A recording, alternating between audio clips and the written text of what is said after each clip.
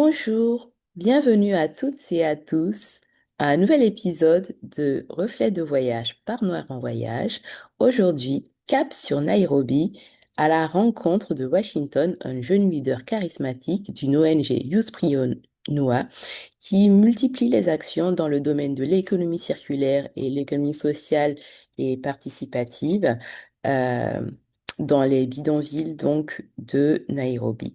J'ai eu l'honneur de le rencontrer durant mon voyage au Kenya pour une mission de volontariat.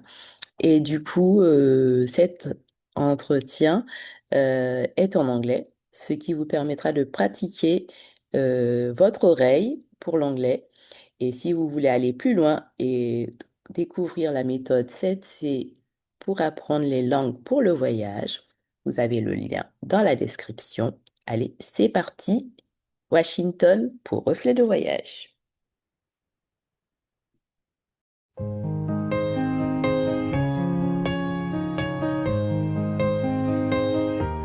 Reflets de voyage, voyage autrement avec Noir en voyage. Un monde à découvrir, des histoires à partager. Suivez le fil des reflets pour des horizons dévoilés.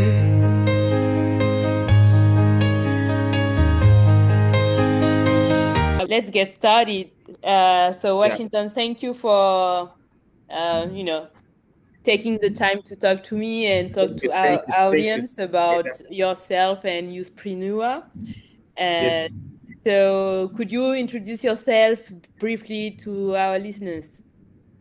Hello, guys. My name is Washington Boy. I'm actually a founder of a youth-led initiatives here in Kenya. It's called YouthPrinua, and I'm also a dad right now. Yes, and I'm an environmentalist and a real agile climate activist, and also like a community developer. And my work also transcends deeply into circular economy, whereby you are trying to find alternative solutions to sustainable waste management, also to a proper mechanisms to make sure that our landfills and our rivers are conserved, and we can restore our ecosystem into their lost glory here in Nairobi and its environment. So my touch is also on focusing on finding innovative solutions on also blue economy, so that making sure that our rivers and oceans are purely and sparkling clean. Yes. Okay, so I Yes. met Washington in Kenya when I was there in Nairobi. I tried to do some volunteering with his organization. I found it on Yes. Workaway.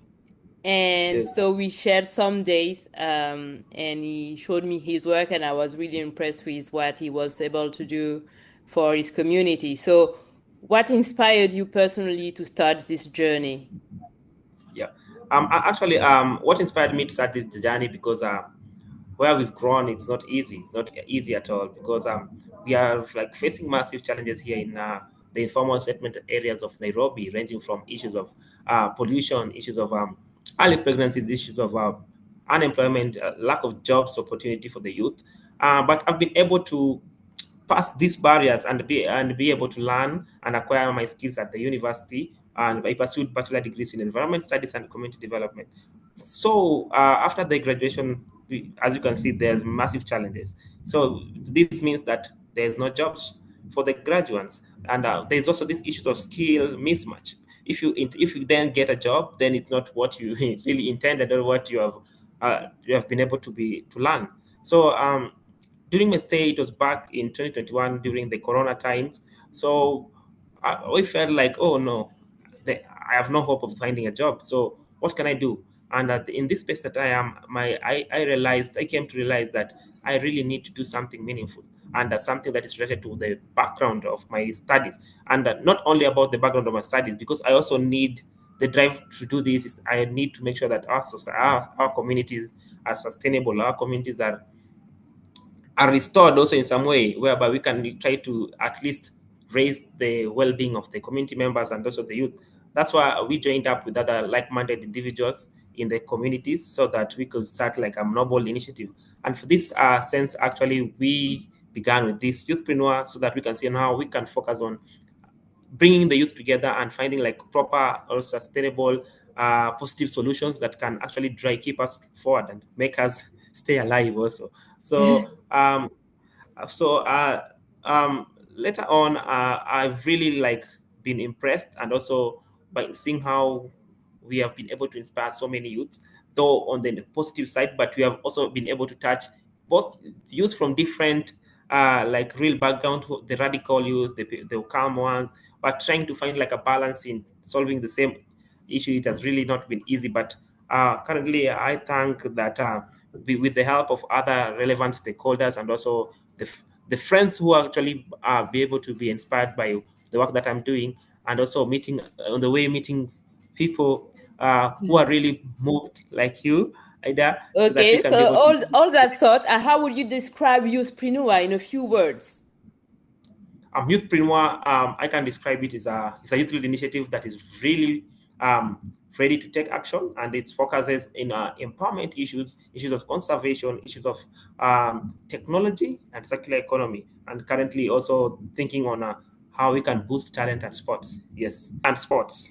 Talent and sports, yes, Yes, about the football and yeah, all that's other activities. yes. So tell us about the origin story of YouthPrinua.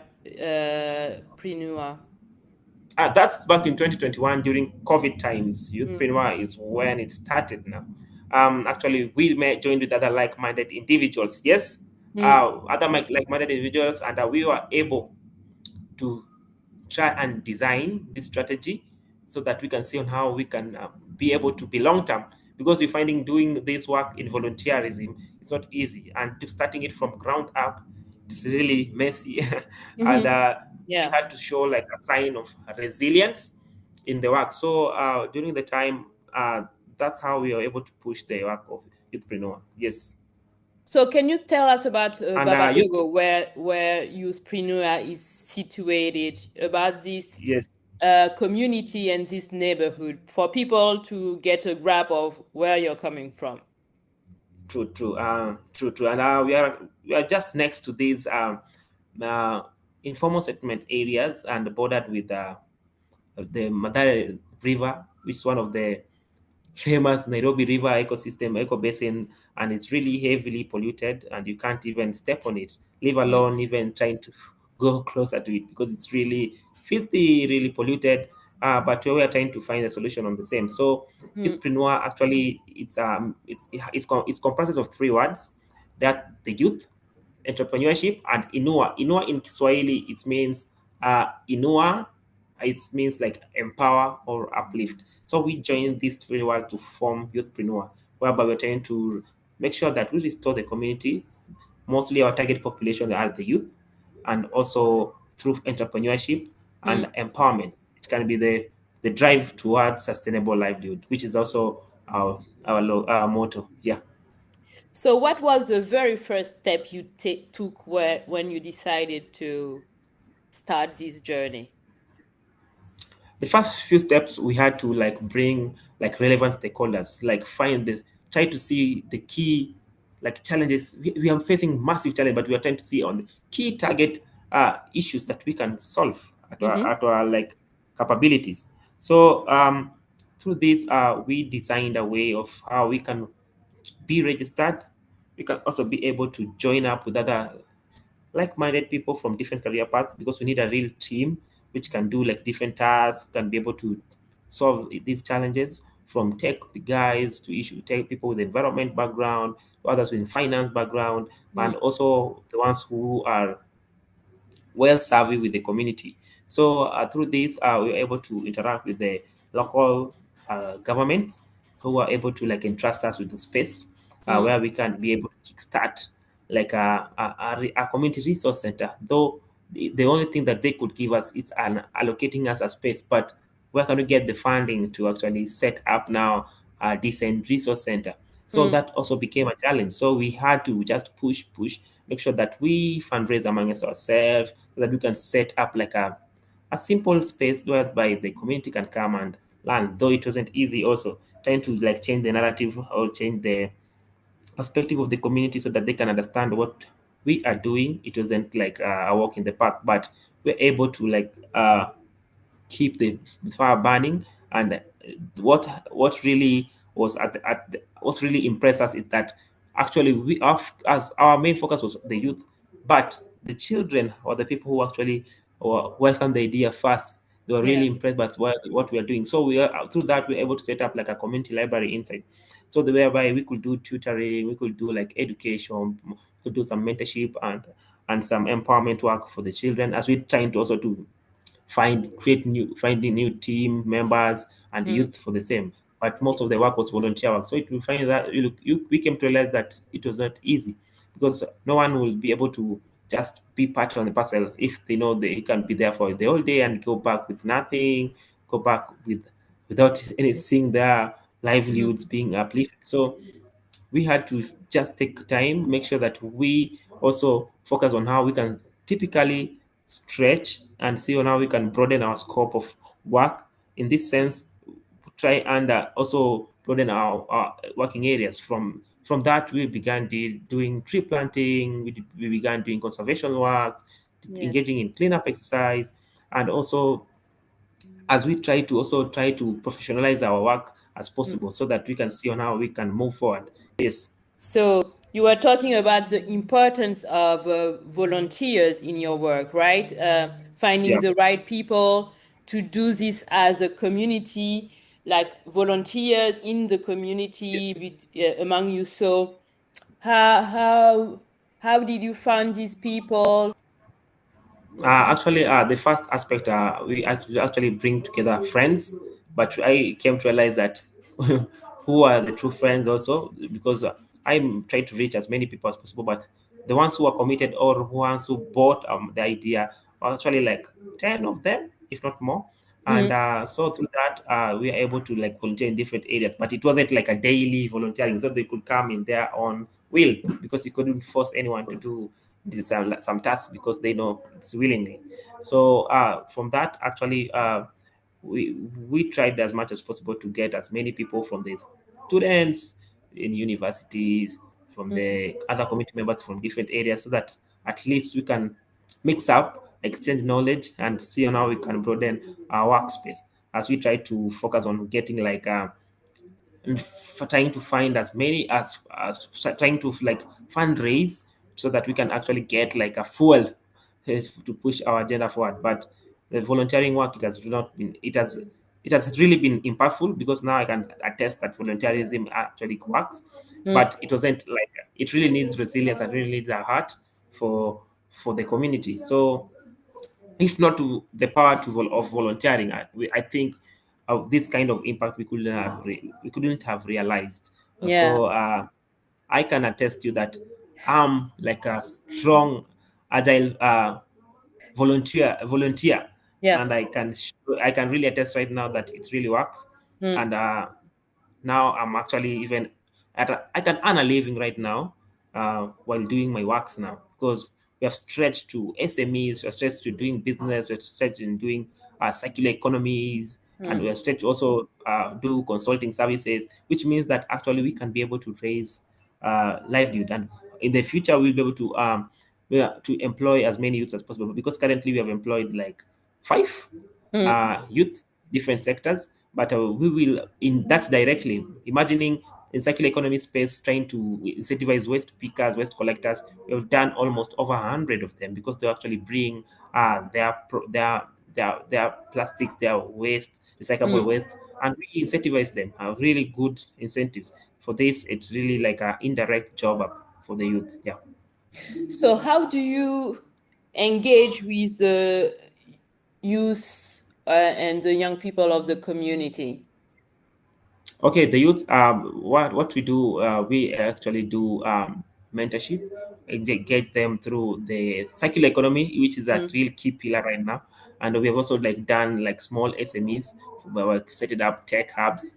We've also been able to set up like water point in the community, where actually the youth can actually be able to uh, s- provide water to the community, service mm. water to the community. So the best thing about this project is that actually we are incentivizing the community to bring their waste in Mm, exchange of water.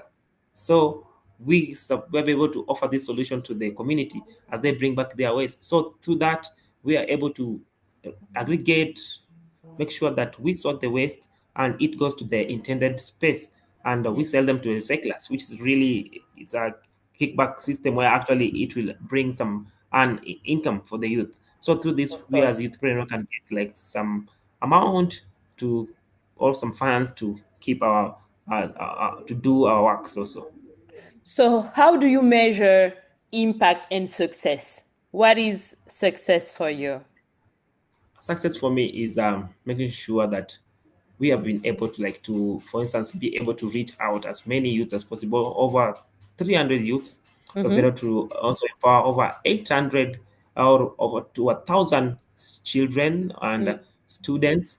We've been also to be able to involve women now. Currently, we're involving also women in empowerment programs, also supporting girl child with sanitary towels. My impact also, we have seen on how we have also trying to create jobs, and also currently we are focusing on doing like consulting works with different communities, seeing other also different groups Mm. also are thriving, also trying to reach us, and so like looking for guidance and some aspect of mentoring, and that's a success on our side. Maybe before it wasn't that way. Before, like, everyone was scanty, like, what is he doing? Because this is a new thing in this area. What is he trying to do? Mm. But right now, I can attest that it really works. So that's success on my side. Okay. So, jumping into the subject, environment and circular economy, right? Nairobi faces a huge challenge in waste management. And our first meeting, I remember, was in Yes. Capro, talking Yeah. about this issue. So, what is YouthPrinua approach about environment and circular economy? Youthpreneur approach in environment is trying to find like integrated solution towards like proper waste management strategies. Well, through this, we're trying to find like best alternatives on waste management, not only the normal linear type of management where it's actually like pollute and to the landfill, Mm. consumer to the landfill. But right now, we're trying to focus on a circular model whereby we make sure that we promote like make this way, we promote waste recovery, we promote waste reduction, recycling, Mm. reuse, Yes. repurposing, upcycling, and also other alternative. But recycling There's is a the last nine of hours or now. more, So right? But recycling is could you properly the. explain to our listeners what circular economy means in your context, like concrete examples? Okay, circular economy is a way that we actually do our daily Mm. operations, whereby we make sure that as we consume, our products are we don't we make sure that our products are green. We make sure that our products can go back and be recycled, be reused in a way that it doesn't end up into the landfill. It doesn't end up into the water bodies or into the air. So we're Mm. making sure that as we do our daily works, we make sure that it's just and it's sustainable to the environment. So that as we also try to earn a living. So that's circular economy on my side. So in this concept, we're making sure that if someone or a consumer produces, or a consumer uses his bottles or uses his packaging, or uses make sure he uses his or eats his food, eats or her food, we make sure that he can be able to trace back where it came from. He can be able to follow through how it goes, or what the end life of this plastic is, not into the river, but how it can be traced to the right company or to the right recycling Yes, to company the and producers, right? the Because producers. Yes. one of Pro's objective is to, make the companies that are producing all those these ways, all those Yes. packaging, to be like Yes. responsible for, the recycling and the reuse of their waste, right? True, true. Yes, as you can see, KPRO is one of the organizations, like in Kenya, we call them the Producer Responsibility Organization. This is during the regulatory framework that has been in place, like Mm. the Sustainable Waste Management Waste Management Act, of Kenya of 2022, it really enacts that there's issue of extended producer responsibility, why actually companies are obliged to be able to track where their or be able to The track or products. Yeah. yes their products from where it's in the community. So through this they use PROs, make use of PROs like the KPRO, whereby they can be able to trace back their waste. So in this way they also incentivize waste actors, like Yeah. what we're part of the waste value chain, whereby we're trying to make sure that we recover as many ways. So we work closely to them with them in making sure that we can do this. This way they support in different areas. Like initially, Kepro supported us in finding like proper equipments, proper gears, safety gears. And Yeah. also, we are able to kickstart like a nice. I remember you were there trying to see on Yeah. how we could reach to the students and the and institutions, whereby we're able to set up like waste collections bins, waste collection sites in the Yeah. institution, so that we can be Yes, able to I change want the to narrative. talk about that. Can you? But before we talk about, the sacred um, art institution, which was like a Yes. pilot I saw when I was there. I wanted you first to talk about like a concrete example of circular initiatives that you're particularly proud of, if it's not this one, of course. Okay, I'm really proud of so many interventions on circular Yeah. economy, but it will be a lie if I won't like give praise to this first step of us doing the work, because Yeah. initially we were on focusing on consulting, supporting like in different waste actors, Mm, doing like strategies for them. But we later felt like we really need to do like hands-on work. We need to make sure mm. that we are doing serious work of making sure that we like intentionally and meaningfully Action. restore Yes. and do the action. So we kickstarted this by starting with institutions and schools, Mm, working with them, and making sure that we create awareness and also be able to set up these waste collection cages where they mm-hmm. are segregated, like Yeah. making sure that they know how to safely dispose their waste, how to safely segregate their waste, organic, like this paper waste, metal waste, and also these other like non-recyclable waste, and also other hazardous. But in this category, we are trying to make sure that they can understand the liquid or the solid waste, and also solid waste and the liquid waste, Mm, whereby it's in Kenya we say wet and dry. So they should not mix. Once they mm. mix, then it's a tragedy when it comes to waste management. Yes. But when actually it's properly segregated, it means that there's a long life on how the waste can be restored, and it's assurance that this waste can actually go to the right place. But when they mix, it's contaminated, then it means that they'll end up into the landfill. So this our work has really immensely reduced like the type of waste, the waste that is going to the landfill. Whereby for now, in the like last 6 months, we have done over 20,000 kgs of waste that has been restored. So this can really show that wow, I'm really proud of what I'm Congrats. doing right now. Yes. Yes.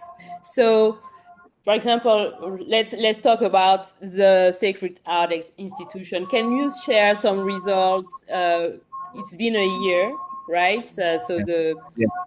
the cage is like functioning for a few months now. So just share some results and also focus on what is the process of all the life cycle of this waste you're collecting in this institution. Actually, during this time, we have been able to do tremendous work when it comes to restoration and trying to upscale what we are doing. Mm, So we have been able also to add like a storage facility where we can be able once you get this waste, we are able to like segregate it. We're able to like sort it, and mhm. also currently we are also incorporating technology where we are able to we have like a baling machine here where actually it can like compress the Yes, waste, making sure that our work is efficient and neatly done. And also the nice. project that we did in institution, actually it was a plus, and it was replicable in different areas. So Yes. it has gone through. We have been able to, through the work that we kickstarted it as we are the pioneers. It has Mm, been replicated to other parts of Kenya, yeah. like 10 other areas in Kenya. So it's really Wow, nice. like a success on our side, because that shows that really this really what needs to be done, and Yes. this really push that we should also be part of it, and we should keep on moving forward. So back to you. Yeah, maybe I've Okay. not answered. So I'm really proud of you guys and the work you've been doing. When I saw the pilot, I said there's this is an initiative that is like very replicable, very close to the community, and yeah, very important. So thank you for that. Thank you. Thank you. Um, so what challenges do you face when trying to implement this action in informal settlement? I don't lie. I don't lie. And there's massive challenges doing this. And this waste sector is really a radical sector, and really me that there's so many actors in this. Yeah, There's so many like brokers in this. There's so many players trying to influence policy so that it can be best to their interest. And yeah, who are the suffering people? The waste pickers, yeah. who are at the real bottom pyramid. So we are trying to bring this solution on the same, but we are. Let me just kickstart with all the challenges that I've witnessed during the process. We find that waste speakers are not like well empowered. They don't understand what's happening, what's the trend. They don't understand that they're in over a billion industry. They don't have that clarity, because Mm, they're like information that it doesn't go straight to them. It doesn't cascade down to them. Also, waste speakers are lack like proper amenities, like proper safety gears, yeah. and of doing the work. We find that in the process, like for instance, us as youthpreneur, we're also facing radical like challenge when it comes to competition, because we find that we try to be innovative in a way that we don't have like a negative competition with the community or with other like West actors. But they in the community, it's not easy to change the narrative, the shift. So for the community members, there are other like West actors who don't even want to work with us, because they see us as stiff competitors, rather Mm, than as people who come together and join our hands. So also with the issues of the county government, also the government, I can say that as they are trying to do their work, but they still lagging behind in actually meaningfully enforcing these regulations, these policies that are really they have been designed. And mm, we have also been engaged in different public participations in trying to also advocate for proper waste strategies. But in reality, we feel like our voices are not really heard.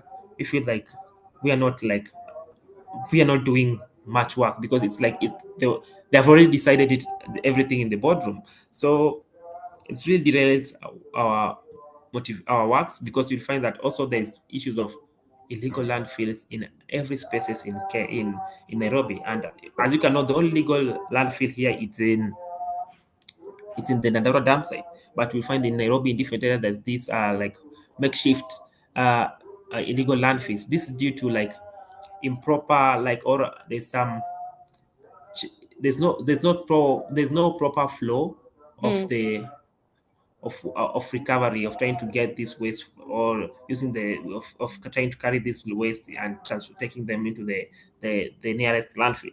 So you find that the county are also not agile enough to make sure that they restore these works, because the population of Nairobi is really increasing tremendously, and the capacity of the county government is really not as per it doesn't move as per the communities as per the community population trend. So it's really making a challenge on this. But we are trying to find a way on how we can work hand in hand with the community. So those are some of the challenges that I've actually witnessed, mm. and issues of also I will add issues of also funding, getting like finances in this Yeah. has also been like a massive challenge, because we can't do this without adequate funding. But Yeah. during the year we received also some small funding to see on how we can accelerate our work. So I can feel like it has really make sure that we have been able to set up like a billing machine. We're able to have like some small capital to incentivize waste speakers and Mm. recover as many waste as possible. So this is all like a first step, and that really shows that there is light at the end of the tunnel. Yes. Yes.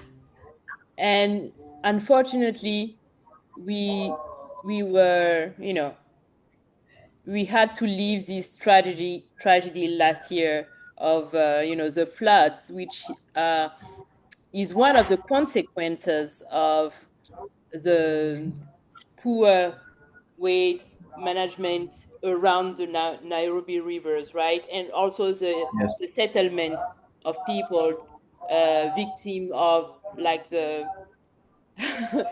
mafia about housing situation. So your work is very important, and as you talk, we can see that like the community working together is the most important part. So I was able to see you engage with different other organizations such as Lemo or Come Green, and in this particular group, which is like the Blue Angels, can you talk about the Blue Angel and explain us Yes. who are there Yes. and what do you do?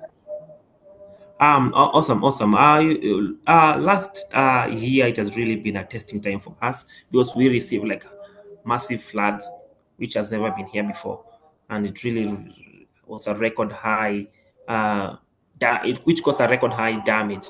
And this was a clear wake up call for us because we know that early warning system have been in place, but the community members haven't been taking it seriously. And also, there's this government trying to push also some trying to make sure that they create awareness also on the same, but the community have never like received or never been faced with this challenge, so they thought that this is just a normal rainfall. But it was an early morning last year, and I was actually called and to that what's happening. People are really drowning. Like houses are really destroyed. The river's broken its banks, and I thought it was just a normal day. Me witnessing it was like a shocker. And I remember you. I remember that the first day you were here, I told you that this when you hear this voice of the river, then it's really angry. And the next Yeah, day, what happened? yeah. Like the space was really The river like a retook its place. it took its place, and it was a wake up call. So through this, we are able. Initially, we were at these talking points on how we can kickstart the Blue Angels, which Mm. actually it was like a first hand uh, Operation. disaster preparedness.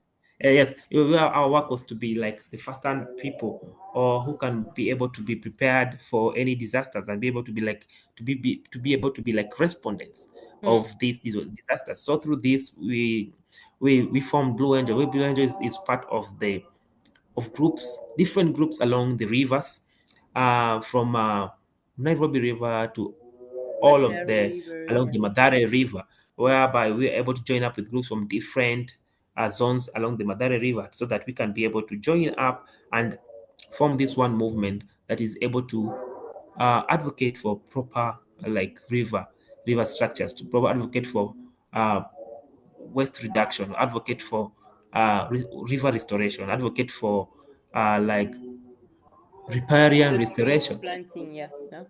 Yes. So repair and zone restoration. So Mm. through this, it came in a really testing time, and we have also been remaining resilient in the same. So through that, over through Blue Angels, we are able to kickstart this massive advocacy drive of football for plastic. We are playing we are playing to advocate for proper like reduction into plastic waste in the landfills. So through this, each team comes up with their during each game. Each team comes with over like 50 kgs of plastic as a way of showing like we are actually doing the work.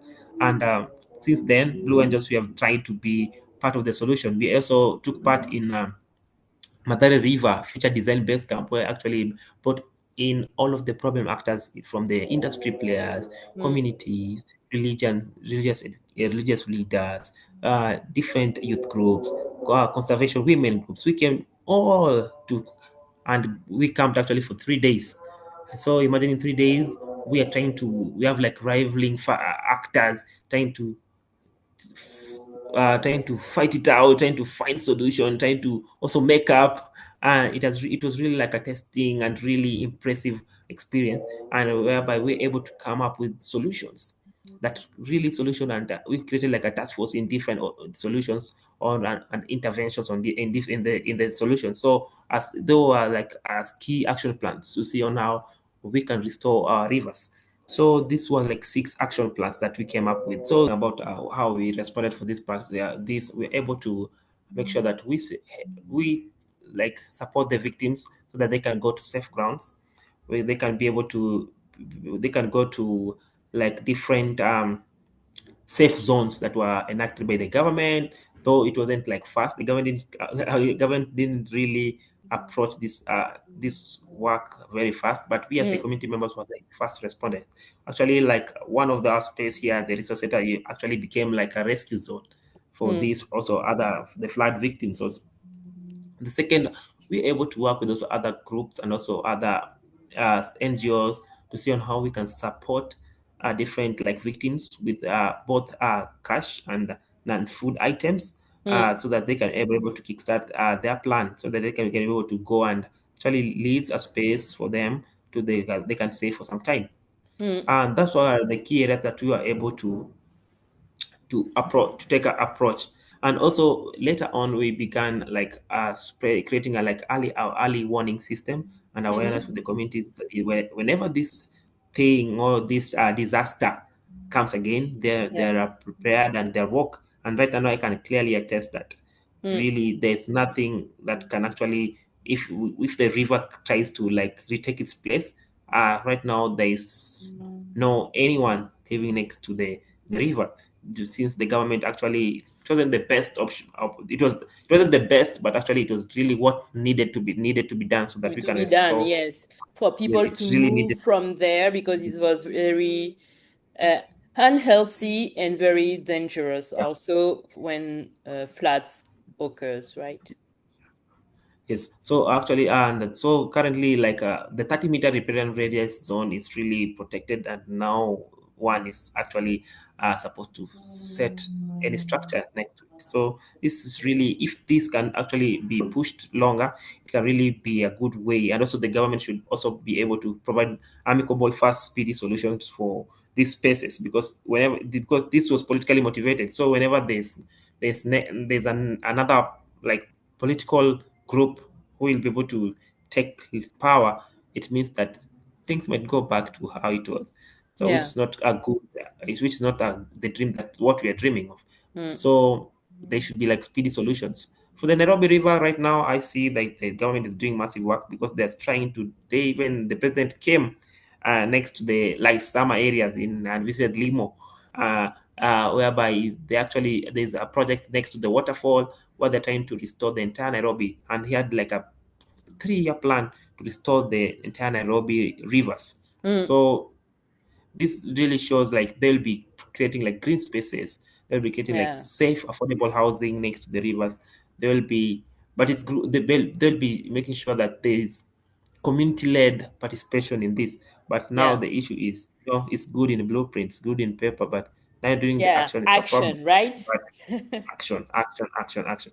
But for now, it's a good start because you're Mm, actually now seeing that actually it's starting from somewhere. yeah. So I believe that the future is bright for this.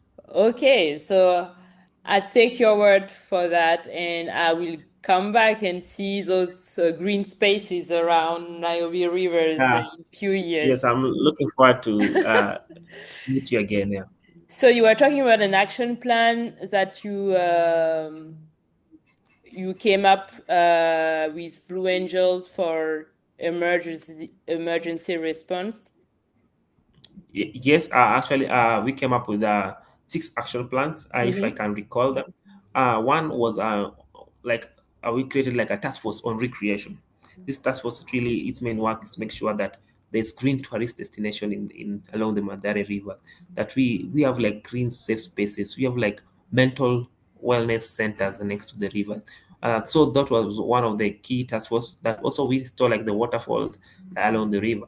There's Mm, also there's a task force on inclusion, and the social inclusion, whereby mm, they can be able to participate in amicable social decisions and amicable solutions, advocacy measures and anything that's happening along the Matai River that is just to the river's course. Also, there's other task force. The third task force is also on Clean Rivers initiative, where they're also be able to make sure that they provide solutions on uh, restored rivers.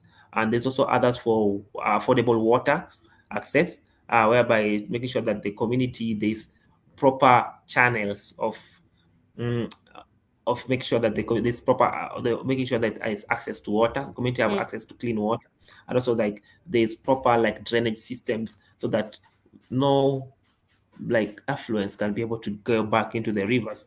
I've named like five. I've Yes. named five, and the sixth one was on economic inclusion, whereby they are talking on setting up like waste management businesses, which Yeah. management enterprises, Yeah. where they're really Green meaningful and strategic, economy, like right? and green circular economy. And for this, like setting up material recovery facilities in along the areas, whereby making sure there's massive community drive in making sure that they recover the waste. So Mm. those are like six task force that we came up with those action plans, and currently we are following through. Though it's not easy to make sure that it turns into action. They are now in phases of trying to do fundraising also, so that they can push the agenda. But for us, I'm part of team recreation, whereby through sports also part of the recreation. We are doing massive work where we have like a football team, where we already now like assigned into the league, trying to play as we advocate for restored rivers. Mm. Yeah. So, I want to talk about your leadership and your role in all this because you're very young, and I was very surprised when I met you.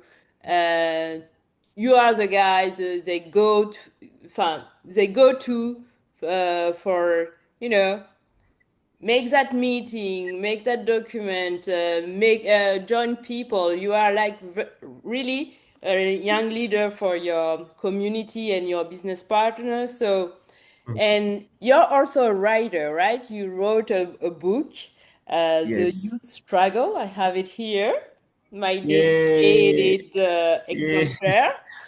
So, Nice. and with this book, you try to support the finance of your organization, right? So Yes. tell us about this book. Why did you wrote it?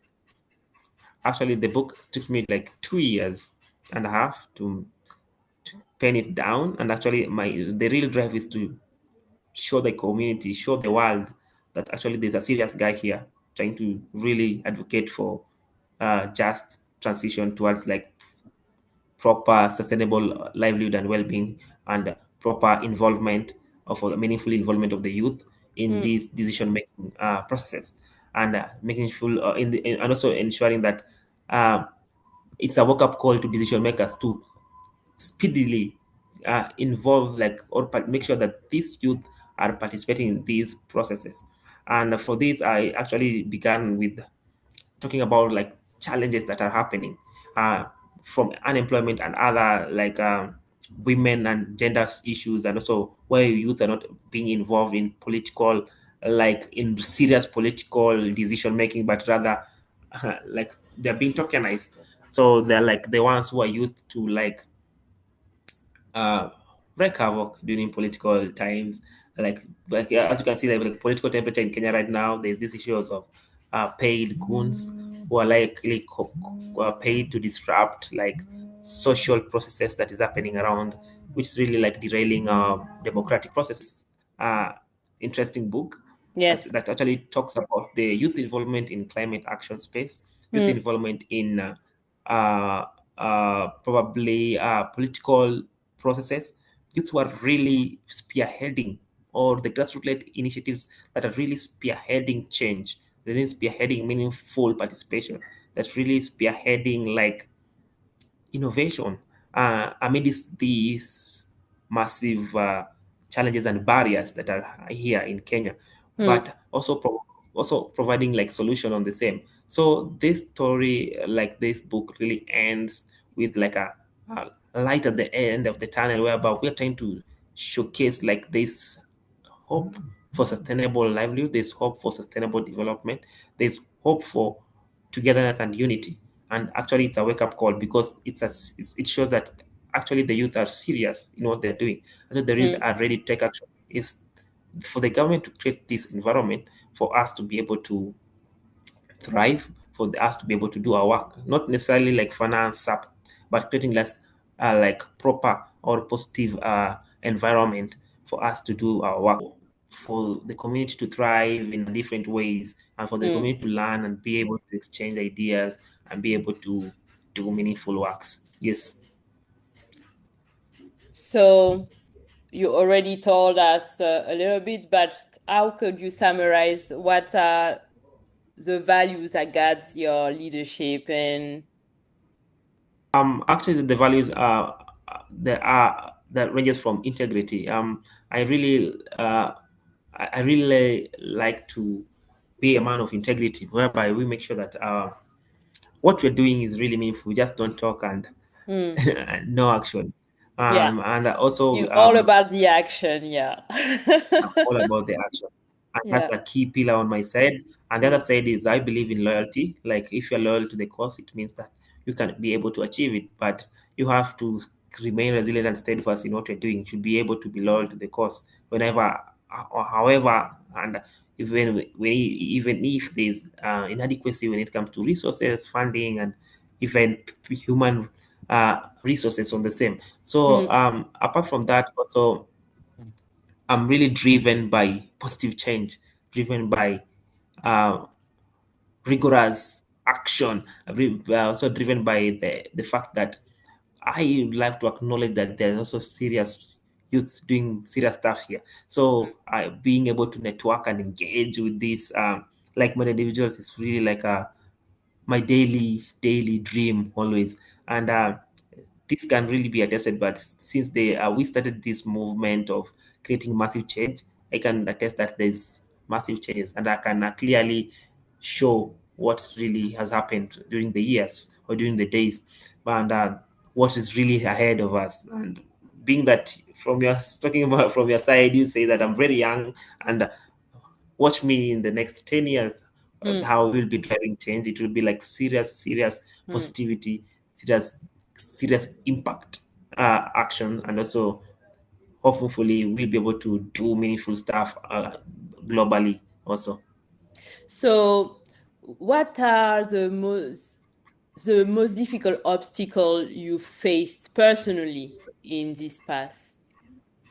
For me, I always say like the most difficult is people don't trust in the course, and also like my area where I'm raised, they don't see me as a real contender, or they don't see me as someone who's really ready to bring positive change.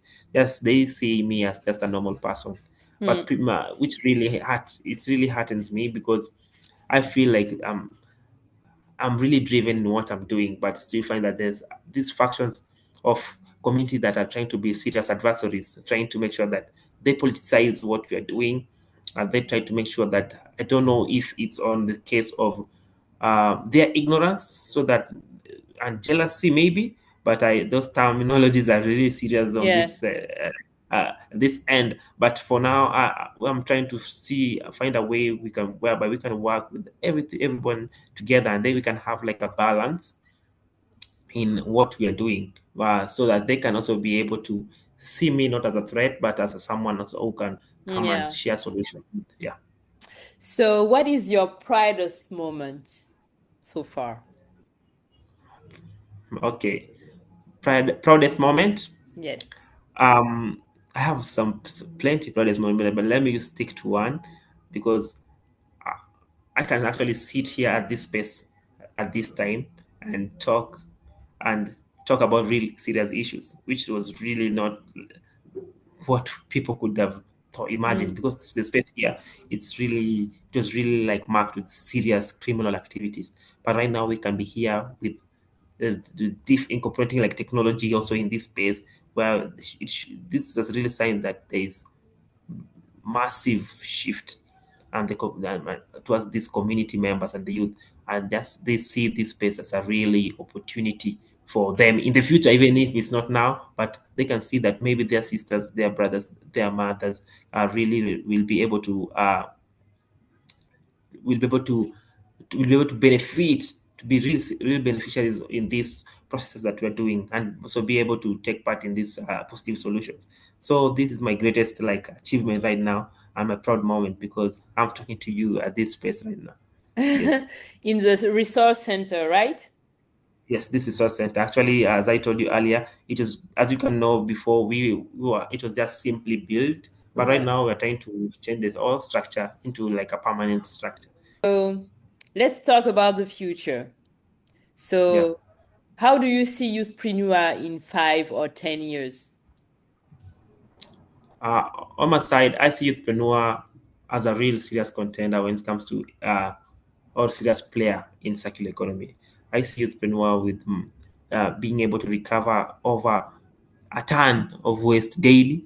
I see Hmm. Youthprenua having some long fleets of trucks, whereby we can be able to reach many areas as we try to recover as many waste as possible. I see Youthprenua as a job empowerment, job creator, making sure not only in West sector, but it's going to be like a platform where many youths can be able to access job opportunities in different sectors. I Hmm. see entrepreneur as a real serious contender in supporting water community water access in the areas, and promoting like refill and reuse system, whereby we not only focus in this small bottled water, but see on how we can design on packaging and promote refill and reuse instead of this And one close off, the loop. and close the loop as you can and close the loop also. So that's how I see entrepreneur on circular Hmm. economy perspective. Yeah. So what kind of partnership or support do you dream of for this vision? I believe on unprecedented collaboration and partnership from different actors, from the government, from Hmm. other like industry players, producers, manufacturers, and also the community. My serious support is on the community will, to see on how we can drive this agenda forward, because we as changing the narrative in the community is really the challenge, because there's an argument on the producer side saying that their products are not the problem, that there's someone who consumes the product Hmm. who actually who is ignorant in a way he disposes this product is the problem. So I might support that also on the producer side, because actually it's my responsibility to clean the environment, and that's how we're trying to change the narrative. Hmm. Make sure that we said you dispose your waste appropriately. That's a real serious common sense. So that's actually my plea on fighting on how we can work with the community actors also on this. So what role can international volunteers or travelers play in this vision? The international volunteers' role is it's very simple. Uh, just spread the news on what you're doing. A big part of the solution. We can also support in different areas in maybe make sure that we can get right linkages in how we can access financing, how we Hmm. can access knowledge, how we can access exchange programs so that we can Hmm. learn from the other side, or from the European side, how they are also doing or tackling this issue, so that we can bring it back, like incorporating technology on the same, and trying to be innovative in a way we can solve these issues. And that can be like a Yeah. serious, like that's my serious prayer for the international community, yeah, and volunteers. So for our listeners who would like to support you, what is the best way to help Youthpreneur today? The best way of supporting entrepreneur, because we are trying as well also to incorporate technology in these areas, and we Hmm. are trying to see how we can we can push our agenda into and reach as many areas as possible through tech. We are trying to make sure that we are calling to see on how we can access even support to more equipments like ICT equipments, be able to set this as center as a place where the different community can come and learn and be able to join up with different international communities. And from this learning through technology, it can be like a, because as you can see, things are changing and technology is the new norm. So Hmm. this can be a way of them also earning livelihood. So and learning as they go. So this is my my key play. If you have like opportunities for the youthpreneur, if you have like ways where we can also be fundraise for youthpreneur, Mm. we would like to also like officially also create ambassadors who can be Mm-hmm. different players, different regions, who can actually spread the word and be part of the solution and also the movement. Yes. Okay, so to summarize for the people to know what actions they can do, it's like, Mhm. or if they are traveling to Kenya, they can come and volunteer with you, Yes. Yes. providing their expertise on Yeah. digital, on language, and any kind of expertise they can transmit to the youth there. If they are not traveling and they are abroad, they can spread the word, share your content, and also maybe uh, collaborate and give you some funds or support your fundraising, right? Am I leaving Yes. something? Now you're spot on. You're spot on. Okay. So Yeah. if someone wants to experience volunteering in Kenya with your team, what should they expect? Expect joy and laughter, expect positivity. I mean, these challenges, we all will be talking about like the positive side solutions. Expect you like getting to engage with different cultures.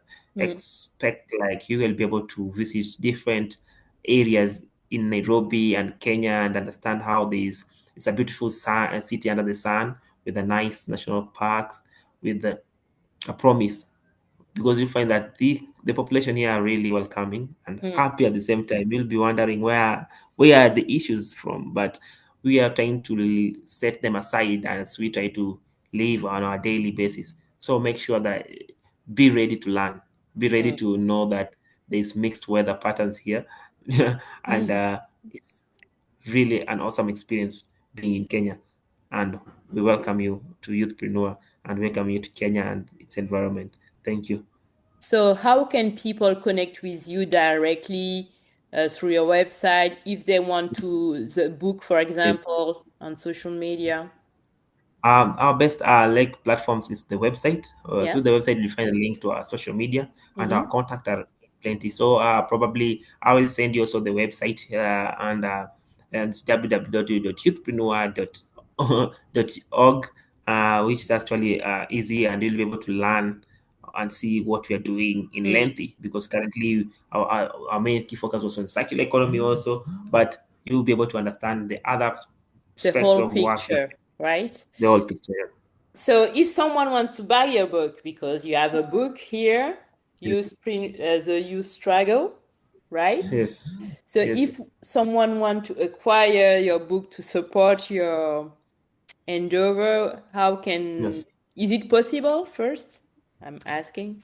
I believe it's possible because through there's a bookstore, online bookstore called Neuria Store. Once just you Google like the struggle by Washington Boyer, you'll be able to be directed by an online store where you'll be Mhm. able to access this book. I think it's you can be able to get it. It can be able to come to Europe, Mm-hmm. but for now, I'm just it is more majorly in Kenya. So Yeah, if you're around, you'll be able to experience it. Yeah. of course. And of course, through me, you can message me and I will just, gather several comment and just send them. So, Yeah. uh, so we are coming to the end of this interview. Thank you so much for your Thank time. you. I wanted to know for closing if you have like one message for the youth of Africa and for traveling listening to us, what would it be? Um, what I would like to say to the entire world, the entire youth in Africa, that we are the most populated people in this area. We are very many, and we are very energetic, and we've got solutions. And the time is now to act. We shouldn't wait for anyone outside to come and solve it for us, but we can do it, and they can find us on the way, creating massive solutions and doing massive change. So it's time to stand and do it. Just do it. Thank you. Okay. So if you have one word that summarize your journey with YouthPrinua, one word, Resilience. resilience. Resilience. Yes. Yes. Yeah. Okay, Washington. Before we wrap up this, my last question is there a question that I didn't ask you and you want me to ask? And what is your answer?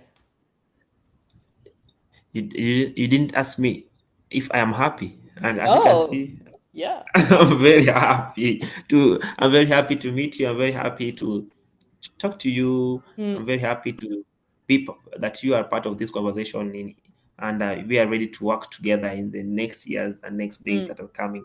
Yes. Okay. So thank you so much, Thank you. Washington, for your time, and thank you to all of you watching or listening to this. So if you want more information, in the description, you have all the information with the links to YouthPrinua, to NoirEnVoyage, to Tegawande, every resources you need to get deeper in the Yes. knowledge of YouthPreneur. And thank you so much for your work. Thank you very much, Aida. Thank you. See you later. See you another See time. you later. Bye. Bye bye. Merci d'avoir voyagé avec moi. Un voyage à votre image, des souvenirs en bagage.